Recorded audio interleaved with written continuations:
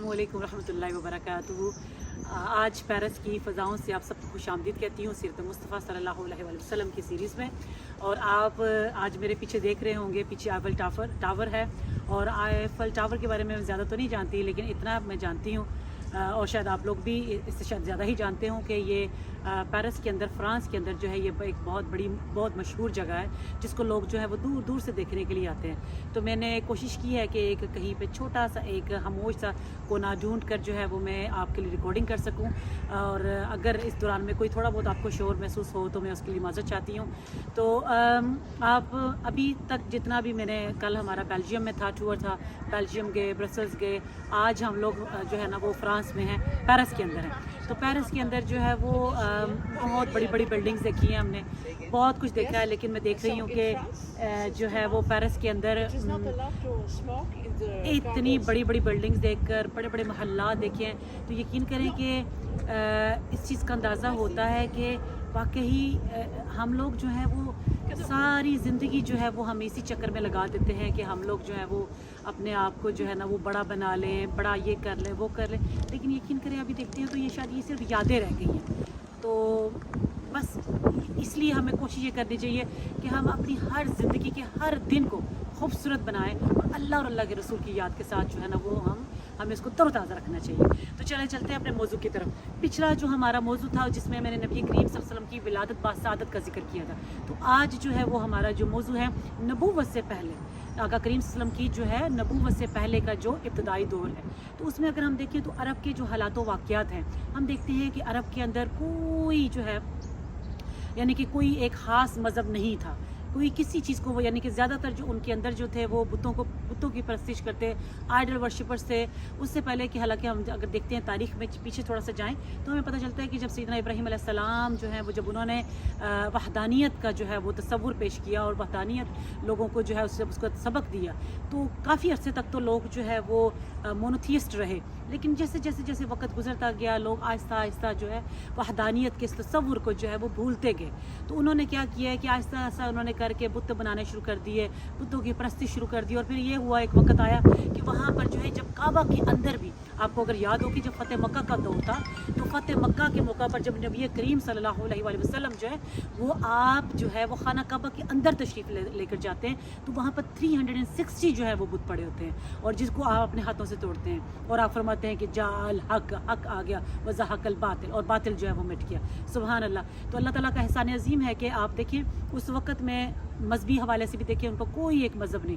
फिर अगर हम दूसरे उनको मोरालिटी के देखें कि जो उनका जो एक अखलाकी तौर पे वो लोग कितने नीचे गिर चुके थे कि यहाँ तक कि जुआ हो गया, शराब नोशी हो गई, इस तरह की सारी बदकारियाँ जो थी ख़वातीन के साथ जो है वो उनका जो भी उनकी जो अफ़ाल थे वो सारे हम देखते हैं कि इस तरह की चीज़ें नज़र आती हैं। और फिर इससे भी बढ़कर ये कि ख़वातीन को विरासत के अंदर कोई हिस्सा नहीं दिया जाता था और बच्चियां जो हैं वो पैदा होते ही उनको जो है वो ज़िंदा दरगो कर दिया जाता और उनको जो है वो मनहूस ख्याल किया जाता था। ख़वातीन को पीरियड्स आते तो पीरियड्स की हालत में ख़वातीन को घरों से धक्के दे के निकाल दिया जाता, उनको बर्तन को छूने की इजाज़त नहीं थी। तो आप ये देखिए अखलाकी हवाले से भी वो लोग कितने नीचे गिर चुके थे।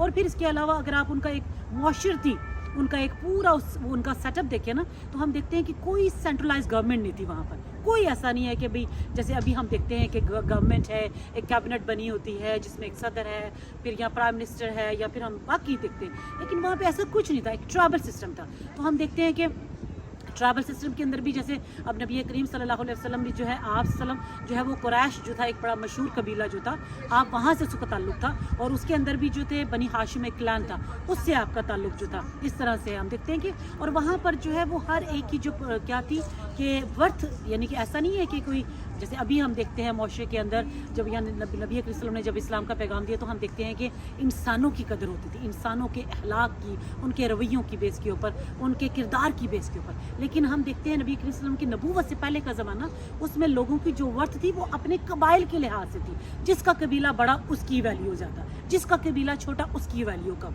तो इस तरह से यानी कि मुआशी लिहाज से भी, मुआशरती लिहाज से भी इतने वो लोग जो है वो پستی کا شکار تھے. تو الحمدللہ پھر ہم دیکھتے ہیں کہ جب نبی کریم صلی اللہ علیہ وسلم جی آپ کی پیدائش ہو رہی ہے تو آپ جب پیدا ہوتے ہیں تو آپ ایک ایز اے یتیم ایز این آرفن آپ پیدا ہوتے ہیں. آپ کی جو والد ماجد حضرت سیدنا عبداللہ رضی اللہ عنہ جو ہے آپ کی پیدائش سے قبل ان کا انتقال ہو جاتا ہے. تو بعض دفعہ یقین کریں یہ دیکھ کر یہ سوچ کر بڑا دل کو تکلیف ہوتی ہے کہ وہ ینگ سی ان کی والدہ تھی اور اس طرح سے اگر کوئی دنیا میں فوت ہو جائے پہلے بچے کا جو ہے وہ باپ پہلے چلا جائے تو ہمیں کتنی تکلیف ہوتی ہے. لیکن ہم دیکھتے ہیں کہ اللہ سبحانہ و تعالیٰ اپنے حبیب کو اس نے بچپن سے ہی تیار کیا کہ انہیں جو ہے وہ ایک لوگوں کا انسانیت کا احساس بھی ہو اور دوسرا یہ بھی ہو کہ بھئی وہ جو ہے وہ انسانی اس کے اوپر یعنی کہ انسانوں کے اوپر رلائی کرنے انسانی سپورٹ کے اوپر رلائی کرنے کی بجائے اللہ سبحانہ و تعالیٰ کے اوپر ان کا شروع دن سے ان کا جو ہے وہ ڈیپینڈنٹ رہے.